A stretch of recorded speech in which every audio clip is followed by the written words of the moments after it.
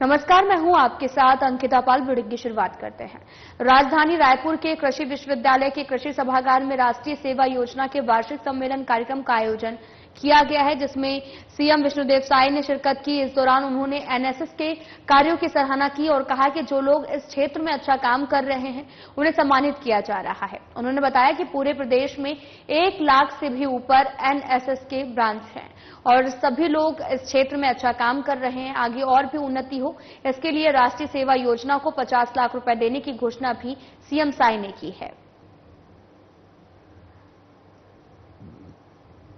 इंदिरा गांधी कृषि विश्वविद्यालय के ऑडिटोरियम में एनएसएस का स्थापना दिवस का आयोजन था और जो एनएसएस के क्षेत्र में जो संस्थाएं, जो कैडेट्स मतलब उसके जो स्वयंसेवक हैं अच्छा काम किए हैं, उनको पुरस्कृत करने का भी अवसर था और बड़ा अच्छा कार्यक्रम था। इसमें पूरे प्रदेश के विभिन्न जिलों से करीब 1500 स्वयंसेवक आए हुए थे और पूरे प्रदेश में 1 लाख से ऊपर एनएसएस के स्वयंसेवक हैं और बड़ा अच्छा काम करते हैं। निस्वार्थ रूप से सेवा का काम करते हैं, साक्षरता अभियान चलाते हैं, स्वच्छता का काम करते हैं और कई तरह के काम निस्वार्थ रूप से करते हैं। एक राष्ट्र भावना इनमें पैदा होता है। एनएसएस को कार्यक्रम वगैरह करने के लिए 13 लाख रुपए मिलते थे शासन से, जो कि आज के समय में बहुत कम है, तो उसको बढ़ा के 50 लाख किए हैं ताकि वो अच्छे से कार्यक्रम कर पाए। छत्तीसगढ़ के राजनांदगांव जिले में आकाशीय बिजली गिरने से 6 बच्चों समेत 8 लोगों की मौत हो गई है। इस मामले पर आपको बताते चले कि सीएम विष्णुदेव साय का बयान सामने आया, जिसमें उन्होंने कहा कि शासन प्रशासन पीड़ितों के साथ खड़ी है, पूरी मदद कर रही है। सूचना मिलते ही हमारी टीम वहां पर पहुंच गई थी।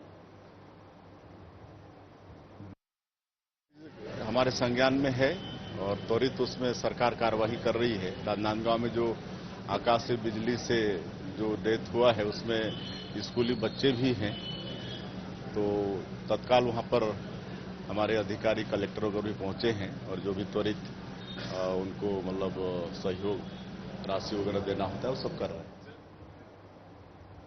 छत्तीसगढ़ में कांग्रेस पार्टी साय सरकार की विफलताओं को बताने के लिए आम जनता से सीधे रूबरू होने वाली है। इसे लेकर कांग्रेस पार्टी छत्तीसगढ़ में न्याय यात्रा निकालने जा रही है। इसे लेकर डिप्टी सीएम अरुण साव ने कांग्रेस की न्याय यात्रा पर बयान दिया। कांग्रेस पार्टी की यात्रा को लेकर उप मुख्यमंत्री अरुण साव ने कांग्रेस पर निशाना साधते हुए कहा कि कांग्रेस पार्टी छत्तीसगढ़ न्याय यात्रा निकाल रही है, यह हास्यास्पद है। जो 5 सालों में कांग्रेस की सरकार ने छत्तीसगढ़ की जनता के साथ अन्याय किया, भ्रष्टाचार किया, बेरोजगारी दी, छत्तीसगढ़ को गर्ग में डाल दिया। इसके साथ ही डिप्टी सीएम अरुण साव ने कांग्रेस पर जमकर निशाना साधा। 5 साल में छत्तीसगढ़ की जनता के साथ जो उन्होंने अन्याय अत्याचार किया है, छत्तीसगढ़ के साथ किया है, आज वो उन चीजों का जवाब देने के बजाय जवाब मांग रहे हैं, प्रश्न लगा रहे हैं, ये उचित नहीं है। केंद्रीय एजेंसियां और संवैधानिक संस्थाओं पर प्रश्न चिन्ह उठाना ये कांग्रेस की आदत रही है। जब भी उनके प्रतिकूल कोई बात होती है तो संवैधानिक संस्थाओं पर प्रश्न चिन्ह उठाना ये कांग्रेस की आदत रही है। वास्तविकता ये है कि आज केंद्रीय एजेंसियां निष्पक्ष होकर अपनी कार्यवाहियां कर रही हैं। प्रदेश के सीएम विष्णुदेव साय के निर्देश पर प्रदेश के 2 उप मुख्यमंत्री अरुण साव, विजय शर्मा और राजस्व मंत्री टंकराम वर्मा, पंडरिया विधायक भावना बोहरा सहित साहू समाज के वरिष्ठ जन कबीरधाम जिले के ग्राम लोहरडीह पहुंचे हैं। उप मुख्यमंत्री अरुण साव ने लोहरडीह निवासी मृतक प्रशांत साहू के घर पहुंचकर उनके परिजनों से भेंट की। घटना पर राज्य सरकार की तरफ से अपनी गहरी संवेदना प्रकट की है। उन्होंने मृतक प्रशांत साहू की माता को 10 लाख रुपए का चेक प्रदान किया। वहीं उप मुख्यमंत्री विजय शर्मा के निर्देश पर प्रशासन ने लोहरडीह में ग्रामीणों के घरों में सूखा राशन सामग्री, दाल, तेल, आलू, सोयाबीन, बड़ी सहित अन्य आवश्यक खाद्य सामग्री का पैकेट भी वितरित किया है। उन्होंने कहा कि गांव में स्थिति समान होने तक ग्रामीणों को विशेष ध्यान देने की जरूरत है। मेरी कई बार मुलाकातें हो चुकी हैं। अब निष्कर्ष निकालना कोर्ट का काम है, कोर्ट में निष्कर्ष निकलेगा। महस्लन मैं इतना जरूर समझ रहा हूं अभी कि चाहे कोई भी परिवार हो, पहली बार में आप शिव प्रसाद का विषय लें, दूसरा आप रघुनाथ जी का विषय लें, तीसरा आप चाहे प्रशांत जी का विषय लें, कोई भी विषय हो, सब दुखद है। परस्पर कुछ वैमनस्यता, कुछ विवाद का कारण भी इसके पीछे है, पूरा गांव जानता है। जो भी हुआ है सब दुखद है, ऐसा नहीं होना चाहिए। यहाँ पर रघुनाथ जी का घर भी हम लोग देख के आए हैं, भयंकर तरीके से जला है, भयंकर तरीके से हत्या हुई है, आगजनी हुई है। उनकी पत्नी भी लगभग, पूछा डॉक्टर से मैंने, तो 60-70% जल चुकी हैं, ये स्थिति है। क्या लगता है इस घटना के आगे पीछे जो है किसी का हाथ रहा होगा या किसी नहीं, वो जो विवाद पहले चलता रहा है उसके कारण है। साल भर पहले की बात भी गांव वाले बता रहे थे कि एक और ऐसी घटना हुई थी जिसमें कोई और घर जल गया था, परंतु उस पर उस समय पक्ष विपक्ष सोचकर कार्यवाही नहीं की गई थी। और इसी का परिणाम है, इसी की परिणति है, जब एक बार कुछ घटना होती है उस पर पुलिस संजीदा होकर कार्यवाही नहीं करती है तो फिर वो घटना बाद में बड़े रूप में परिणित होती है। ये 100 बार देखा गया है, ये बहुत सारे अध्ययन का निष्कर्ष भी है। तो नहीं पिछली बार किया गया था, अगस्त बता रहे हैं, अगस्त 2023 की बात है, नहीं किया गया था, तो इसलिए वह भी बड़ा विषय है इसके। इस गांव में एक चीज खुलकर सामने आई है कि राजस्व को लेकर के विवाद बढ़ा है। राजस्व मामले को, हाँ, मैंने परिवार ही है लगभग एक पूरा, ऐसा है कि समाज तो एक ही है, गांव में परिवार भी लगभग है, तो विवाद ऐसे ही एक दो विषयों को लेकर के बढ़ा है। उप मुख्यमंत्री अरुण साव ने शनिवार को अपने निवास स्थान में पत्रकार वार्ता को संबोधित किया। इस दौरान उन्होंने अपनी अमेरिका प्रवास को लेकर के विस्तृत जानकारी दी। उन्होंने कहा कि 9 सितंबर से 18 सितंबर तक अमेरिका यात्रा हुई।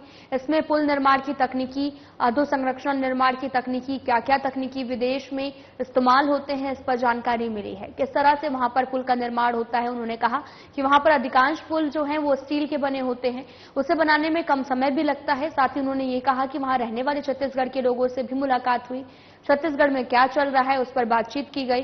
उन्होंने बताया कि न्यूयॉर्क के वाशिंगटन तक सड़क मार्ग से दौरा किया गया, बहुत कुछ सीखने को मिला। आने वाले दिनों में हम छत्तीसगढ़ में भी ऐसी तकनीक से सड़कें बनाएंगे जिसका लाभ छत्तीसगढ़ को भी होगा।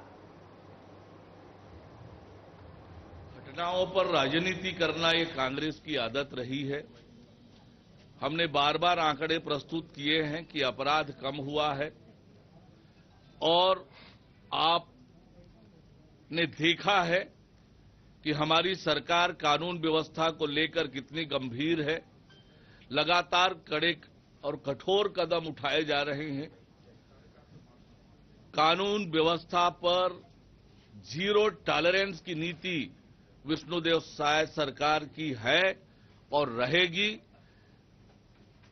जो भी किसी भी घटना में दोषी पाया जाएगा उस पर कड़ी से कड़ी कार्रवाई करने के लिए सरकार संकोच नहीं करेगी। कांग्रेस पार्टी राजनीति करना बंद करेगी। उप मुख्यमंत्री अरुण साव ने कांग्रेस के द्वारा किए गए छत्तीसगढ़ बंद के आह्वान पर बयान देते हुए कहा, हर बात पर राजनीति करना कांग्रेस की नीयत बन चुकी है। उन्होंने कहा कि अपराध कम हुआ है। आपने देखा है कि हमारी सरकार कानून व्यवस्था को लेकर कितनी गंभीर है। लगातार कड़े और कठोर कदम उठाए जा रहे हैं। कानून व्यवस्था पर जीरो टॉलरेंस की नीति विष्णुदेव सरकार की है और रहेगी। जो भी किसी भी घटना में दोषी पाया जाएगा उस पर कड़ी से कड़ी कार्रवाई करने के लिए सरकार संकोच नहीं करेगी। उन्होंने आगे कहा कि कांग्रेस पार्टी राजनीति करना बंद करे। सरकारी नौकरियों का विषय है। लगातार छत्तीसगढ़ के नौजवानों को अवसर मिले, वो आगे बढ़े, इसके लिए सरकार लगातार काम कर रही है और आगे भी लगातार भर्तियां निकालेंगे। पीएचई में भी पदों की स्वीकृति हमने ली है, उस पर भी भर्ती की प्रक्रिया करेंगे। अन्य विभागों में भी जो रिक्त पद है उनकी पूर्ति की प्रक्रिया हमारी सरकार तेज गति से कर रही है।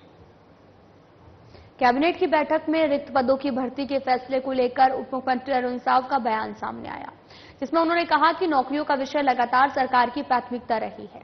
छत्तीसगढ़ के नौजवानों को लगातार अवसर मिल रहे हैं, वे आगे भी बढ़ सके हैं और उसके लिए सरकार लगातार काम कर रही है। आगे भी लगातार हम भर्तियां निकालेंगे। पीएचडी में भी पदों की स्वीकृति हमने ले ली है।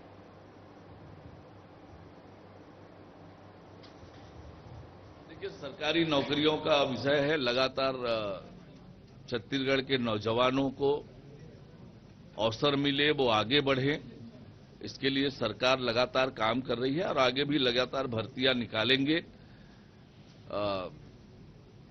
पीएचई में भी पदों की स्वीकृति हमने ली है, उस पर भी भर्ती की प्रक्रिया करेंगे। अन्य विभागों में भी जो रिक्त पद है उनकी पूर्ति की।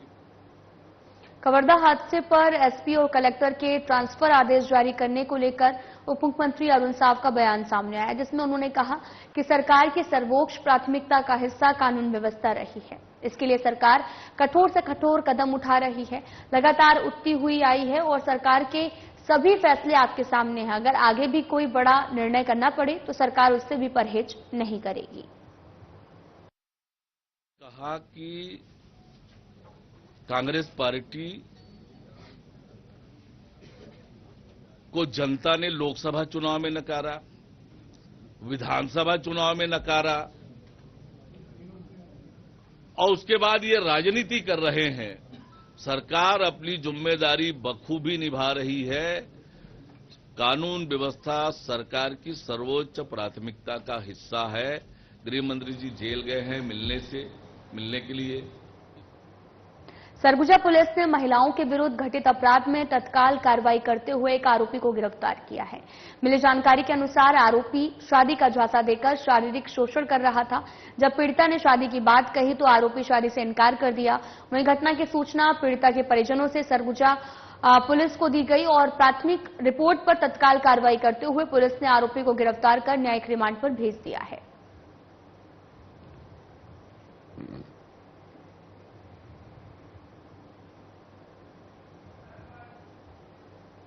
युवा जागृति क्लब सुकमा के तत्वाधान में दिलीप खलगो स्मृति ओपन फुटबॉल स्पर्धा 2024 का final match mini stadium Sukma में खेला गया। इस टूर्नामेंट में स्थानीय टीमों के साथ साथ पड़ोसी राज्य ओडिशा, आंध्र प्रदेश सहित धमतरी नगरी और साथ ही नारायणपुर, जगदलपुर से भी टीम भाग लिया। इस टूर्नामेंट का फाइनल मैच रविवार को खेला गया, जो कि MV2 ओडिशा और लांबा एकेडमी नारायणपुर के मध्य खेला गया। दोनों ही टीम ने डिफेंडरों ने बेहतरीन डिफेंड करते हुए गोल करने का मौका नहीं दिया है। दोनों टीमों के डिफेंडर इतने मजबूत थे कि फॉरवर्ड खेल रहे खिलाड़ियों को पेनाल्टी एरिया से भी दूर रखा, गोल करने का कोई अवसर नहीं दिया, जिसके चलते दोनों ही टीम को मैच के अंतिम समय तक कोई भी गोल मारने में सफलता नहीं मिली थी। तय समय से महज 4 मिनट पहले नारायणपुर के मिडफील्डर मिथिलेश सलाम ने सेंटर फॉरवर्ड की जगह लेते हुए डिफेंडरों को चकमा देकर पहला गोल दाग दिया और 1-0 से बढ़त बनाई। मैच के अंतिम 4 मिनट में MV2 ओडिशा ने फिर से एक बार प्रयास किया और सफलता हासिल नहीं हुई, लिहाजा नारायणपुर ने भी ये फाइनल मैच 1-0 से अपने नाम किया है।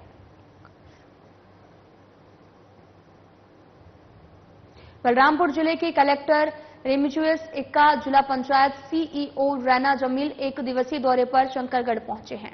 इस दौरान केंद्र और राज्य की प्राथमिकता वाली आकांक्षी विकास खंड कार्यक्रम के तहत शंकरगढ़ में संपूर्णता अभियान को लेकर संपूर्ण जानकारी ली। इस अभियान के तहत स्वास्थ्य, पोषण, कृषि, शिक्षा, सामाजिक विकास, स्वच्छता समूह की गतिविधियों का जायजा लेने पहुंचे कलेक्टर ने शंकरगढ़ के सभा कक्ष में अधिकारी और कर्मचारियों की बैठक ली, जिससे कार्यों में गुणवत्ता पर जोर दिया गया है।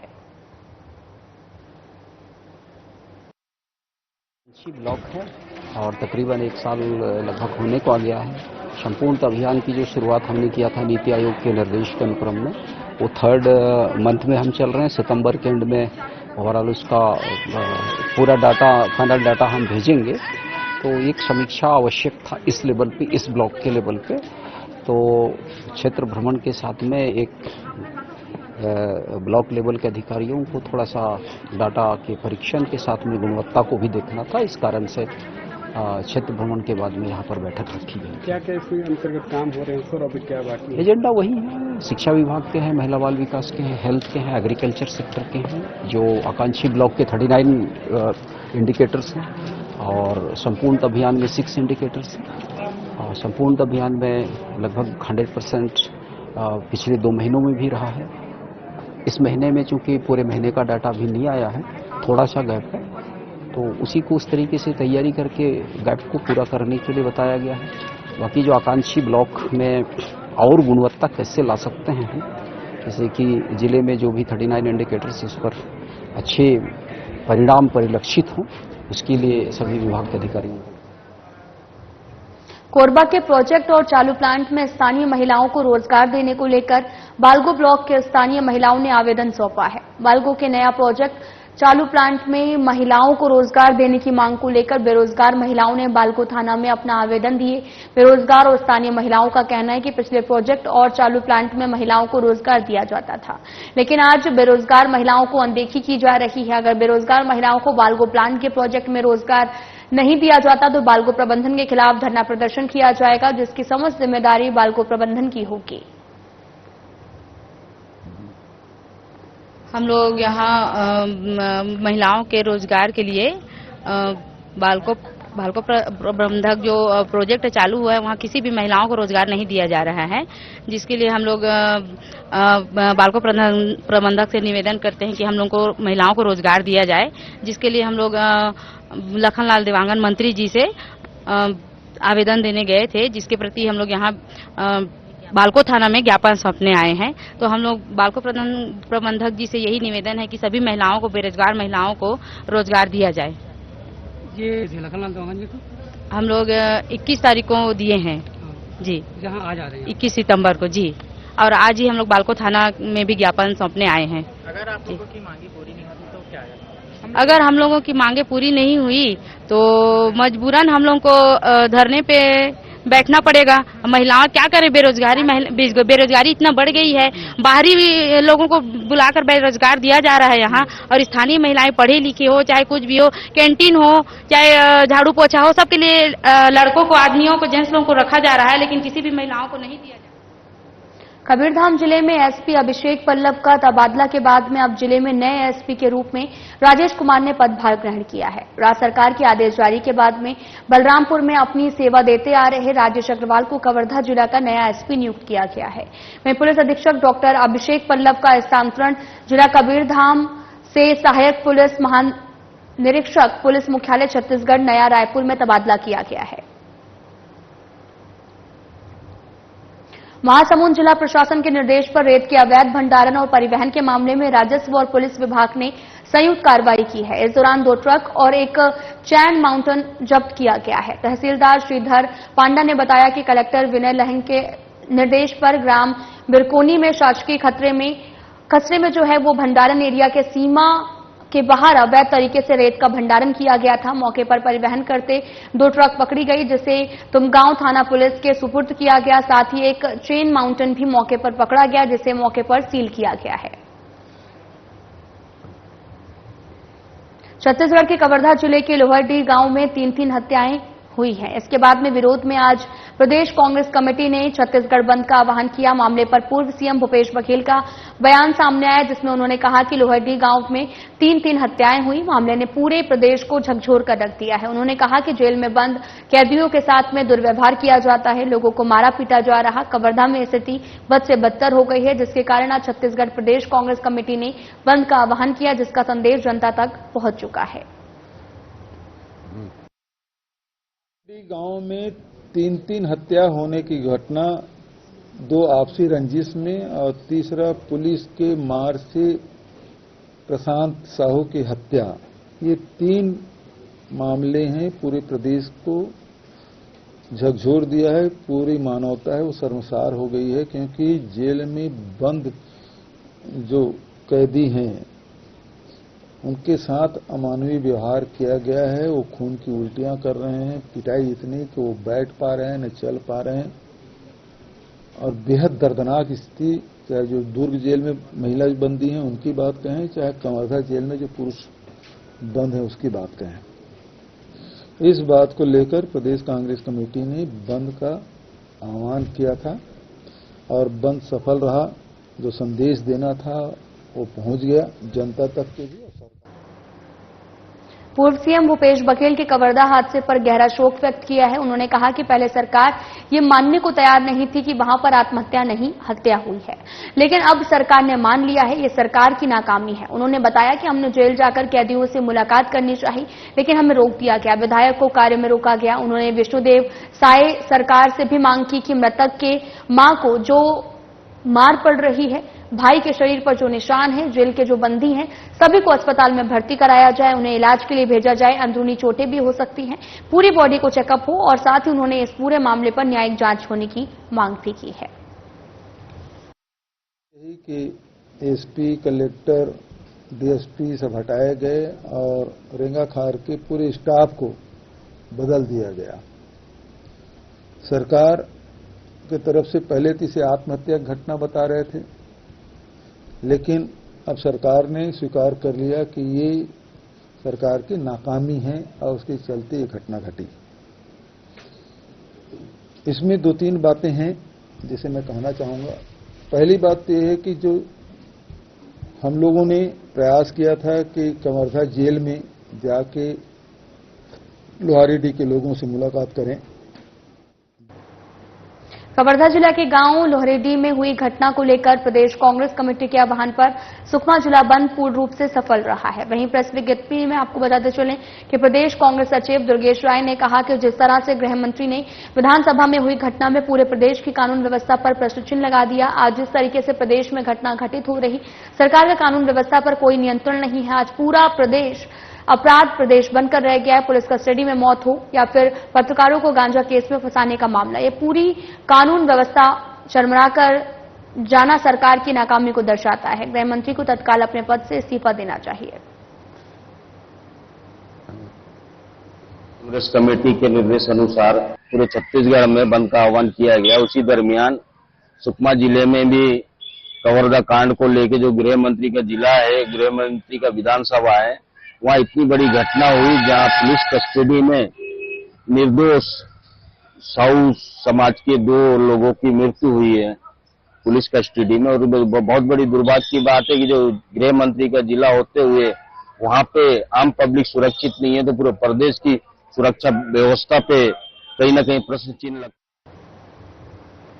बलरामपुर जिले के शामली क्षेत्र के विधायक उदेश्वरी पैकरा 1 दिवसीय दौरे पर शंकरगढ़ के रेस्ट हाउस पहुंचे। इस दौरान जैविक खेती को बढ़ावा देने के लिए शंकरगढ़ के 40 हितग्राही किसानों को शामली क्षेत्र के विधायक उदेश्वरी पैकरा ने हरी झंडी दिखाकर मध्य प्रदेश के जबलपुर जैविक प्रशिक्षण के लिए रवाना किया है। किसानों को जबलपुर में 10 दिन तक प्रशिक्षण दिया जाएगा और इस दौरान किसानों को नई तकनीक से जैविक खेती करने की जानकारी भी मिलेगी। इससे शंकरगढ़ के किसान को जैविक खेती का लाभ भी मिल सकेगा। ये आज हमारे शामली विधानसभा के शंकरगढ़ से, यहाँ से हमारे जैविक खेती को बढ़ावा देने के लिए 40 किसान हमारे मध्य प्रदेश के जबलपुर में आज रवाना हुए हैं। उनको हरी झंडी दिखा के हम लोग रवाना किए हैं और ये लोग 10 दिन के लिए वहाँ पर गए हैं। वहाँ से जो जैविक खेती करते हैं उसको वहाँ से प्रशिक्षण लेकर के आएंगे और हमारे शंकरगढ़ के किसानों को यहाँ पर प्रशिक्षित करेंगे और जैविक खेती को आगे बढ़ाने के लिए हमारे शंकरगढ़ ये कृषि विभाग की तरफ से शासन की योजनाओं को लेकर के आज जबलपुर गए हैं। और निश्चित तौर पर हमारे शंकरगढ़ के किसानों के लिए बहुत ही अच्छी बातें हैं जो कि दूसरे राज्य से सीख कर। महासमुंद जिला कलेक्टर कार्यालय से महज 5 किलोमीटर दूर ग्राम पंचायत लबरा खुर्द के कुछ बाहुबलियों ने ग्राम सरपंच सचिव पटवारी के साथ साठगांठ कर ग्राम के सैकड़ों एकड़ सरकारी जमीन पर कब्जा कर लिया है। बाहुबलियों ने भी गांव की रंगमंच पर भी कब्जा किया, जिसमें ग्रामीणों में भारी आक्रोश देखा गया। आक्रोशित ग्रामीणों ने सुबह 11 बजे महासमुंद कलेक्टर कार्यालय का घेराव कर कलेक्टर को ज्ञापन सौंपा, कार्रवाई की मांग की है। ग्रामीणों ने कहा कि महासमुंद कलेक्टर अगर गांव से कब्जा नहीं हटाते तो ग्रामीण उग्र आंदोलन करने को बाध्य होंगे।